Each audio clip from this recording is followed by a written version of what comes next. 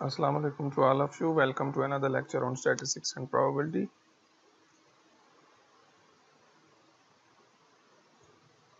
अगर आपको याद हो तो लास्ट लेक्चर जो हमारा हुआ था उसमें हम लोगों ने काफ़ी सारी चीज़ों को डिस्कस किया था। जिस तरह से हमारा टॉपिक था mayor of dispersion for ungroup data continue है।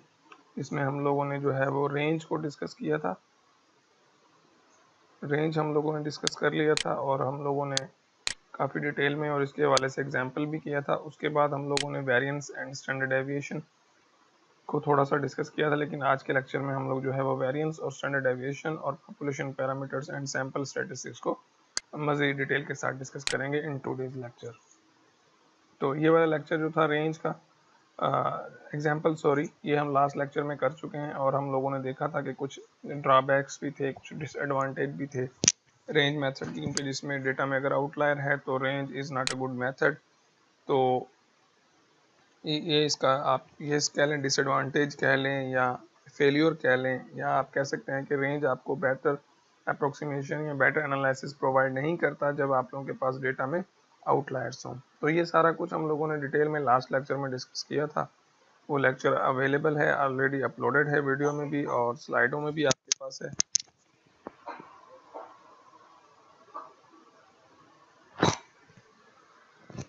आई होप कि आप लोगों ने वो जो है वो रिव्यू कर लिया होगा।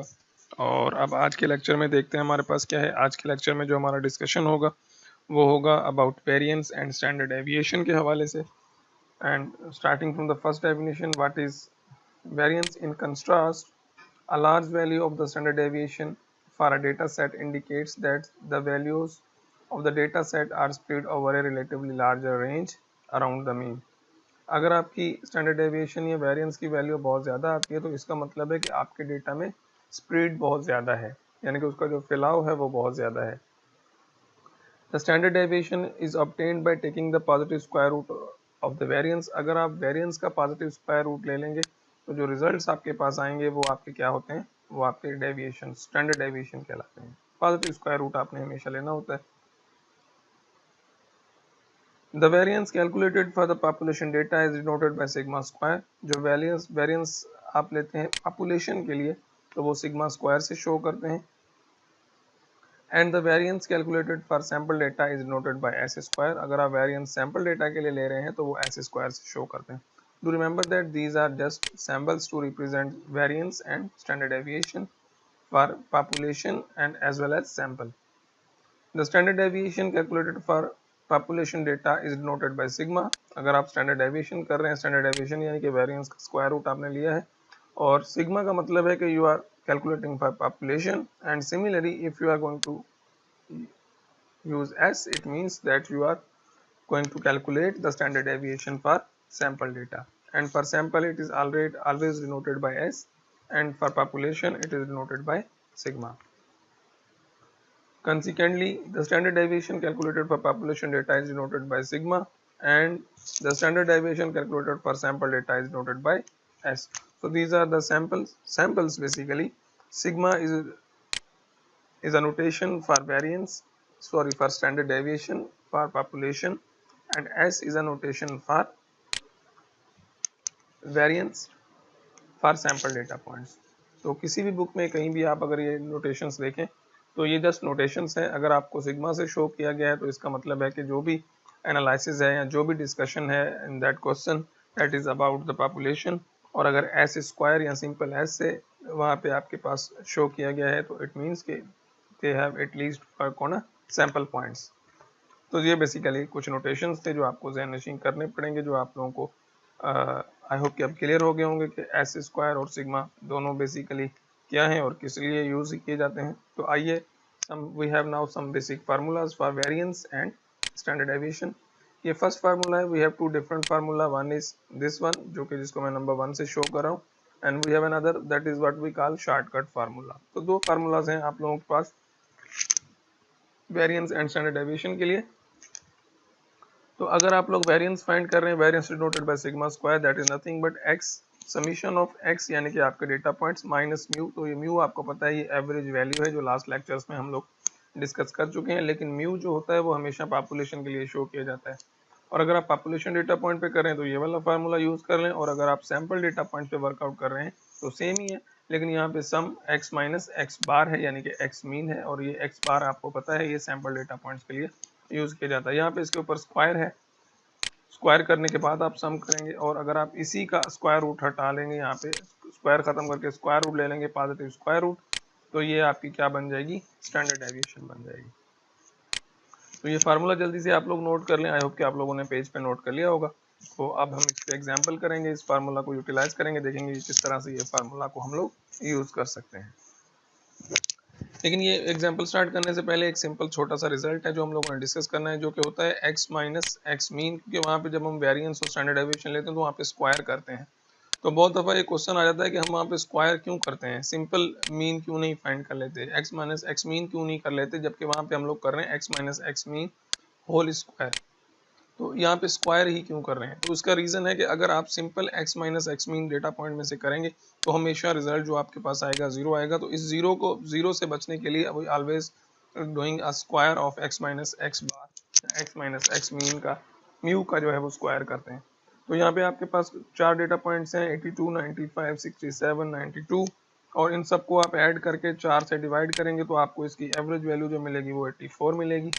तो x माइनस एक्स मीन कर लें, 82 में से 84 सब्ट्रैक्ट करेंगे -2, and we are going to subtract 95 from 95, we are subtracting 84, that is 11, from 67 we are subtracting 84, that is 17, 92 minus 84, that is equals to plus 8.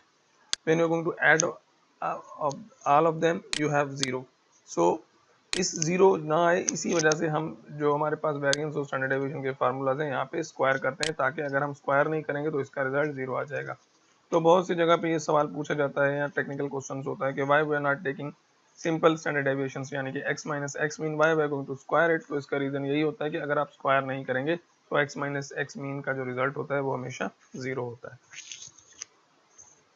जो सेकंड फार्मूला है जो कि हमारा इसको हम सेकंड फार्मूला कह लेते हैं, यानी कि सेम है बिल्कुल, थोड़ी सी सिर्फ मैथमेटिकल नोटेशन से अगर आप इसको सिंप्लीफाई करेंगे तो ये बिल्कुल आपको फर्स्ट फार्मूला के जैसा ही बन जाएगा, ये बिल्कुल सेम ही है। और अब यहाँ पे आपको ये फार्मूला जो है इसको हम शॉर्टकट फार्मूला भी कह लेते हैं। इसमें आपने करना है सबसे पहले सम ऑफ एक्स स्क्वायर, यानी कि एक्स स्क्वायर का एक्स स्क्वायर को सम करना है। फिर उसके अलावा आपको सिंपल x को सम करके स्क्वायर करना है, n से डिवाइड करना है, यानी कि पॉपुलेशन की बात हो रही है, फिर यहाँ पे n से डिवाइड करना है, यानी कि पॉपुलेशन की बात हो रही है। और ये आपके लिए सैम्पल पॉइंट्स हैं, sum of x square minus sum of x whole square divide by n, और यहाँ पे n माइनस 1। तो ये फार्मूला आपका पॉपुलेशन के लिए है और ये वाला फार्मूला जो है वो आपका सैंपल के लिए है। तो इस एग्जांपल में हम लोग जो फार्मूला यूज़ करने वाले हैं वो फार्मूला नंबर 2 यूज़ करेंगे। और जब आप लोग खुद से प्रैक्टिस करें तो मैं आपको सजेस्ट करूंगा कि आप फर्स्ट फार्मूला जो है, जो पीछे मैंने पिछली स्लाइड पे हम लोगों ने फार्मूला नंबर 1 जो शो किया है, तो आप कोशिश करेंगे आप फार्मूला नंबर 1 को यूज़ करें ताकि दोनों के रिजल्ट वेरीफाई हो सकें।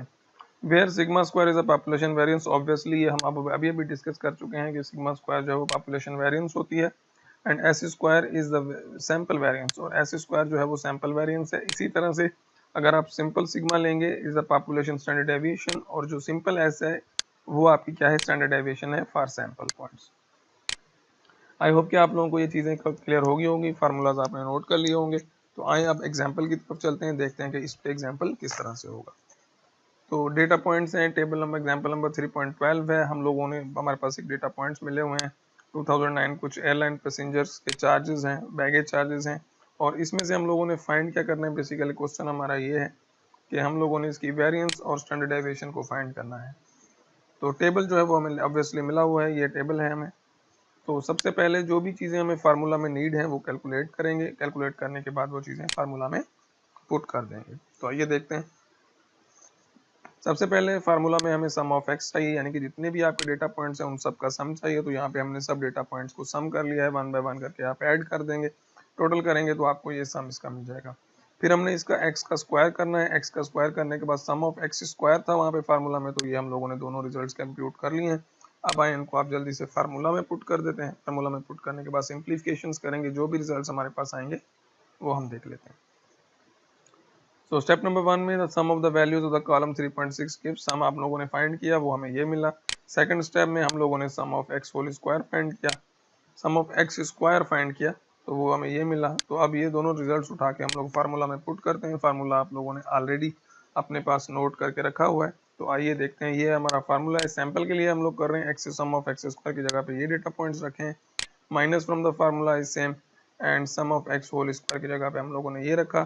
टोटल डेटा पॉइंट्स हमारे पास 6 हैं, तो यहाँ पे हम लोगों ने 6 रखे हैं और यहाँ पे हम लोगों ने n-1 यानी कि 5 हो जाएंगे। तो ये इसी तरह से आप कंप्यूट करेंगे तो आपको ये रिजल्ट जो है वो मिल जाएंगे। तो ये थी आपकी स्टैंडर्ड डेविएशन, ये थी आपकी वेरिएंस। अगर आपने स्टैंडर्ड डेविएशन फाइंड करनी है तो इसी का स्क्वायर रूट ले लेंगे, यानी कि ये जो रिजल्ट आपने प्रीवियस स्लाइड पे निकाला है जैसे उसका स्क्वायर रूट लेंगे तो आपको क्या मिल जाएगा, यू हैव वेरिएंस। ये आपकी वेरिएंस आ गई। तो thus the standard deviation of the 2010 baggage free revenues of these 6 airlines is 278.76 million. तो ये हमारे पास रिजल्ट्स आ गए हैं। तो बहुत सिंपल था, बहुत आसान था ये वाला लेक्चर। आप लोगों ने, मेरे ख्याल में आप लोगों को अच्छी तरह से समझ में आ गया होगा। आगे देखते हैं, एक एग्जांपल और भी होगा। टू ऑब्जर्वेशंस, इसमें दो चीजें डिस्कस करने वाली हैं। The values of the variance and the standard deviation are never negative. Variance और स्टैंडर्ड डेविएशन की वैल्यू कभी नेगेटिव नहीं होती। The measure of units of variance are always the square of the measurement units of the original data। तो आपके जो measurement units होते हैं वो हमेशा स्क्वायर होते हैं ओरिजिनल डेटा के। वो इसलिए, वो हम लोग लास्ट में अभी डिस्कस कर चुके हैं कि हम लोग स्क्वायर क्यों करते हैं। तो एक और एग्जांपल है, आई होप कि ये एग्जांपल आप लोग ट्राई करेंगे। मैं थारोली आपको इसकी हिंट दे देता हूँ कि इसमें क्या होगा। सिंपली आप लोगों को एग्जांपल मिला हुआ है, डेटा पॉइंट है हमारे पास 3 और 3 6 डेटा पॉइंट्स हैं। हम लोगों को वेरिएंस और स्टैंडर्ड डेविएशन फाइंड करनी है। तो जल्दी से हम लोग सबसे पहले x को सम करके x फाइंड कर लेंगे, उसके बाद x स्क्वायर फाइंड कर लेंगे जो टेबल में कैलकुलेट किया हुआ है। अब इसको उठा के हम लोग फार्मूला में पुट करेंगे। जैसे ही आप इसको फार्मूला में सब्स्टिट्यूट करेंगे तो आप लोगों के पास आफ्टर सिंप्लीफिकेशन ये रिजल्ट्स आ जाएंगे। इसका स्क्वायर रूट ले लेंगे तो आपको स्टैंडर्ड डेविएशन मिल जाएगी जो कि ये रिजल्ट्स हैं। तो ये एग्जांपल घर पे जरूर ट्राई कीजिएगा। आप लोग दवा इसको सॉल्व करके देखिएगा कि आप लोगों को क्या समझ में आया इस लेक्चर में या क्या नहीं आया। अगर कुछ समझ में नहीं आया तो नेक्स्ट लेक्चर में हम लोग जब दोबारा नए लेक्चर्स के साथ आएंगे तो पहले इसको दोबारा से डिस्कस जरूर कर लेंगे। यहाँ पे वार्निंग है, note that sum of x square is not same as sum of x whole square. ये हम लोग शुरू वाले लेक्चर में फर्स्ट चैप्टर में डिस्कस कर चुके हैं कि ये दोनों रिजल्ट्स कभी भी आपस में सेम नहीं होते। ये वही वार्निंग है यहाँ पे आपको मिल जाती है। तो मेरे ख्याल में आज के लेक्चर में इतना ही था। अब इंशाल्लाह मुलाकात होगी कुछ नए लेक्चर के साथ और कुछ नए आइडियाज़ के साथ in upcoming lecture. Thank you very much.